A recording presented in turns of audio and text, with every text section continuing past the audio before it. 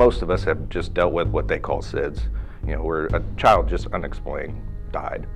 This was clearly, a situation that could have been prevented. So yeah, it sticks with you. I'm Karen Isert. This is Lost Innocence, the Tanasia Barnes story. What is your name? Monica Davis. Could you have to send an ambulance? My daughter is unresponsive. Developing still tonight, a 2-year-old girl dies cold, filthy, and hungry. Now, her mother is behind bars. How can anyone do anything like that to a human being, let alone your own? It's just crazy. Sir, listen to me. I need you to listen carefully, okay? I'm fine, ma'am, but you have to understand, this is like, we don't know. I understand. They've got to help on the way, but I'm going to tell you what to do. 2-year-old Tanasia Barnes found cold and starved in her Decatur home. She was pronounced dead later that morning at the hospital. Yeah, Sean and Dawn, investigators say the child was left in a bare, filthy room with no heat, toys out of reach, and no way to leave. This is episode 2, The House of Horror.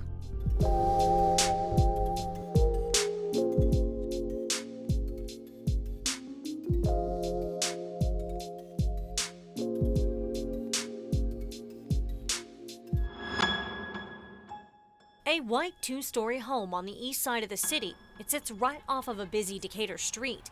On the outside, everything looked normal, but on the inside of the home, it was a different story. Tawanica Davis and Anthony Myers bought the house in June of 2017. Tawanica, her daughter Tanasia Barnes, her fiance Anthony Myers, and their baby boy, Tanasia's stepbrother, all called the house their home. No one knew of the horror that lied inside until it all came to light on February 11th, 2019. Initially, when we get there, it's kind of a walkthrough and just kind of note things mentally before we start taking pictures and that sort of thing. That's Detective Wrigley. He was one of the officers who responded to the house after a call about an unresponsive toddler, Tanasia Barnes. As I went into the house, it was noticeably cold, colder than it should be in a heated residence at that time of the year. And there was a distinct ammonia type smell. The thermostat inside the house read 45 degrees. The heat was on when I first got there. However, it was 40-some degrees registered on the thermostat. In police interviews, Tawanica, Tanasia's mother, told police she would turn the heat off at night and then back on in the mornings. But keep in mind, this is mid-February and the temperatures outside ranged from mid-20s to low 30s. Chief Meteorologist Jim Kosick breaks down the temperatures for us. That's typically where you're going to be either at the low temperature or a degree or two off, and because it was 19 degrees, it was likely about 20 at that hour. The thing is, though, at that hour, we were looking at an average of wind of 11 miles per hour gusting into the 20s. So when you factor in feels like temperatures, that would have made it feel like the single digits. A bitter cold. Jim, I gotta ask you, you've done weather for quite some time. We're in the Midwest. Is temperatures like this unexpected, or is this something that tends to happen? No, not at all unexpected. The average high and low that time of the year is 39 and 22. While this most certainly is below average, it's certainly not out of the norm. One of the first things Detective Wrigley noticed was how empty the house was. In the main rooms where families normally gather, you would see things like pictures on the walls, blankets, tables, or even a TV. But in this home, nothing.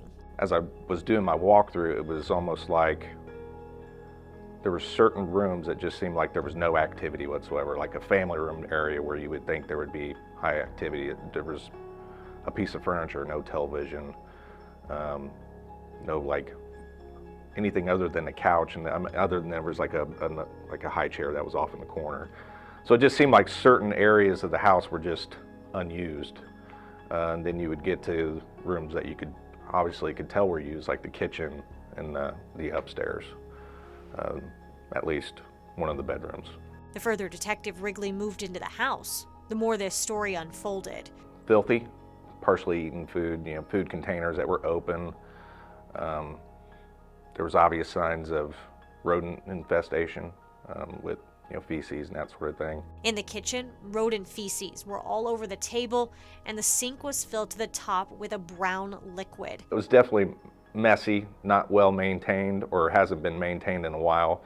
The cabinets were white, but they were, had a film on them, almost like a grease type film when you would grab the door to open it up to see what food products were in there, if there was any.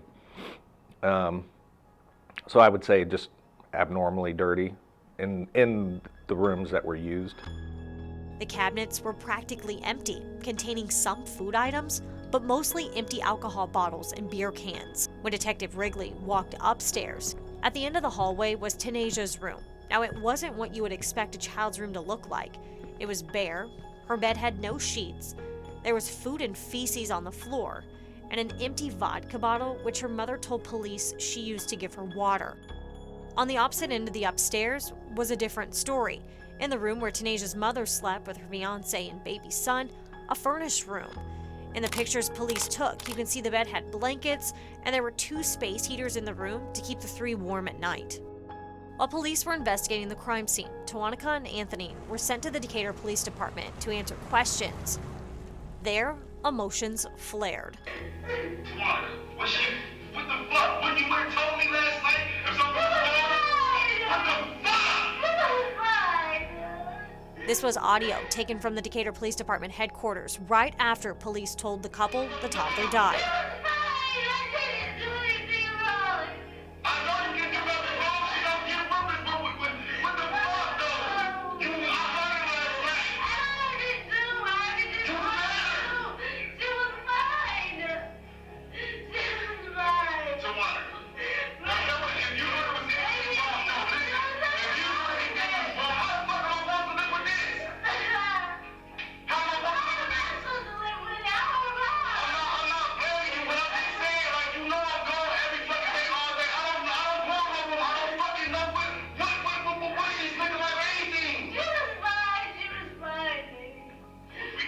Tanasia Barnes died February 11, 2019 at 8:06 a.m. at St. Mary's Hospital in Decatur. Doctors reported the child's body's temperature was so low, it couldn't be read on a thermometer. The child was found dirty and malnourished, and how Tanasia's mother and boyfriend reportedly removed a heater from her room to use in theirs. Her body was turned over to Dr. Scott Denton, a pathologist in McLean County. He performed Tanasia's autopsy. Once those results surfaced, it painted a grim reality of what the 2-year-old had endured. This is audio from the courtroom. So I observed that she had abundant dirt that was on her skin. It was most prominent within the skin folds, such as her neck, the armpits, the groin areas. There was abundant dirt. There was debris on her body and her hair. There were pieces of rice in her matted hair. There were pieces of, I would call it floor-type debris, as if a floor is not vacuum, there'd be debris collecting that was on her skin generally. Tanasia was dirty, with food matted in her hair. Dr. Denton says inside her stomach there was only 3 teaspoons of noodles at the time of her death. When she died, she only weighed 21 pounds. Just 7 months earlier, when she was in foster care, she weighed over 30 pounds. The doctor noticed signs of neglect. There was something called submucosal hemorrhages. Or a term for them can also be cold exposure type ulcers, but they're not really ulcers, they're just bleeding beneath the lining in the stomach. Neglect painted on the outside and inside of her body. During Tanasia's final hours of life, her mother reported the child being very lethargic and even said she noticed her just staring out of her bedroom window. Dr. Denton related this to the child's dehydration and starvation. The most common symptoms, a person who's starving or dehydrating or suffering cold exposure is basically lethargy. They basically are just, their systems are shutting down, so they're quiet, they're not really crying, they're not in any kind of distress. They just kind of fade away and go into a coma and die. The doctor labeled Tanasia's cause of death as cold exposure, but environmental neglect, malnourishment, and dehydration all played a factor. Most of us have just dealt with what they call SIDS, where a child just unexplained died. This was clearly, a situation that could have been prevented. So, yeah, it sticks with you. On that cold day in February, Tanasia's brown eyes glazed over. Her curly hair matted with food in it. Her delicate brown skin stained with dirt. and her bright smile cold. She was malnourished and she froze to death. There were clear signs of environmental neglect. We actually met with Nicole here in this room and discussed what we wanted to do, but it doesn't do any good if what we want to do, if they're not going to follow through with it. So as far as Tawanaka, we dealt with her first and got the green light on her. 2 days after Tanasia died, Decatur police arrested Tawanaka Davis on first-degree murder. In police reports, Tawanaka took full responsibility for her child's death. She mentioned she hadn't seen Tanasia since she fed her dinner the night before on February 10th. She also said she took the space heater out of the toddler's room and moved it into her bedroom, leaving her daughter with little blankets in a cold room and now no heat source in the dead of winter. The news shook the community. Good evening. Thanks for being with us tonight. A Springfield father is angry over the death of his daughter and distraught. The 2-year-old girl found unresponsive in a home in Decatur this week, where she lived with her mother, who is now behind bars. That's when friends, neighbors, and community members gathered outside the home on East North Street, dropping off stuffed animals, candles, and balloons, all mourning and heartbroken. Somebody has to speak for her, even if it's the neighbors, whoever. We all, everybody needs to stand up. It's not right.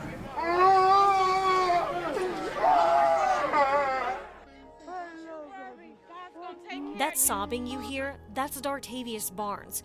He's Tanasia's biological father, and at one time, he had custody of his daughter. But the Department of Children and Family Services removed Tanasia from his care as well. Our reporter, Tristan Hardy, was at the house the night many gathered to honor the toddler's life.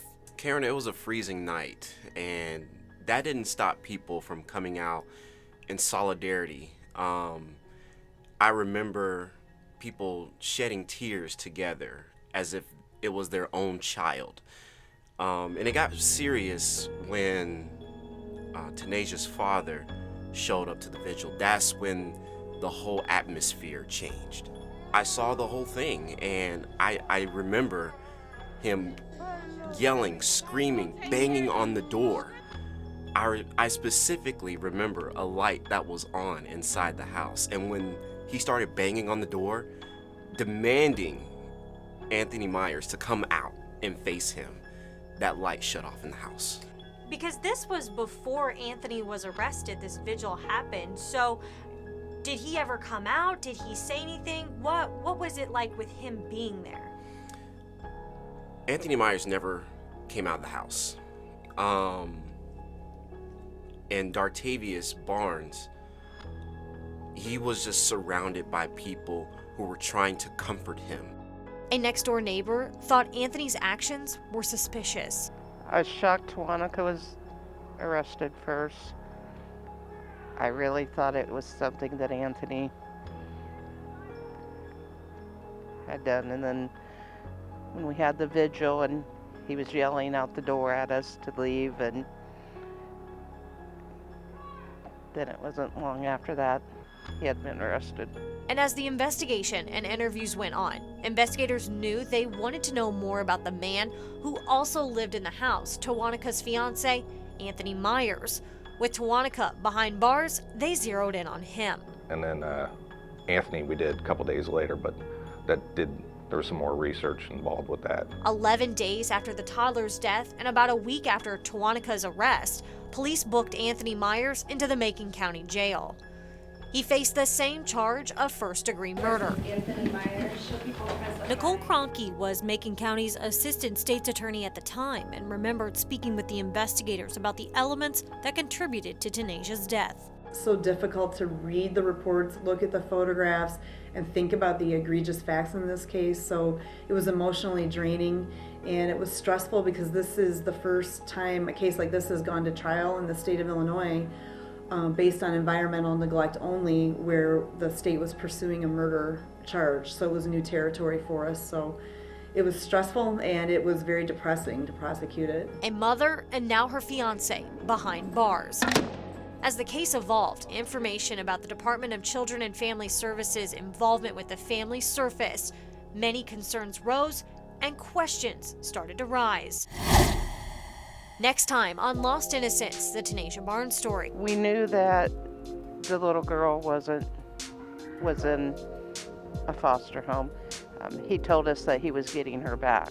DCFS Care, we analyzed the timeline of the department's involvement with Tawanica Davis and Anthony Myers. Every time, every child I had and they go home, I always pray, because it's out of my hands. And later, a response from the state level. And I remember looking up at heaven and thinking, this never ends. This just never ends. We've got to do better than what we're doing. The action lawmakers made after the tragic death of Tanasia Barnes.